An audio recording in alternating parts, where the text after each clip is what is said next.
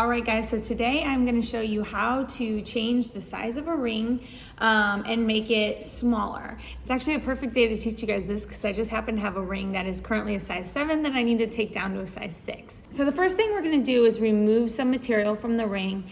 Then we will push the two sides together and solder it closed. I'm going to be using my jeweler's handsaw to saw a section of the ring out.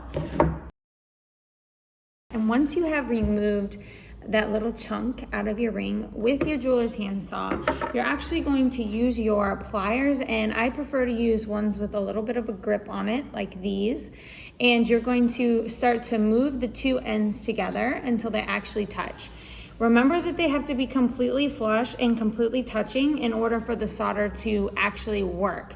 So don't worry at all about this being a circle right now. Just worry about making these two ends come in and completely touch one another.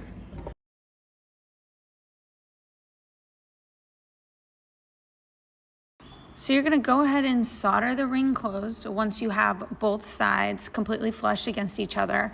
I'm using medium solder, and I will link all of the materials below as usual. I also like to give the full ring a once or twice over with the torch after I've soldered it, just to soften the material a little bit so that when we do put it on the mandrel, it's pretty easy to size out into the size that we need when we start to hit it with the rawhide mallet. I actually take the ring, throw it on my ring mandrel, and hammer it out until it's exactly the size that I wanted.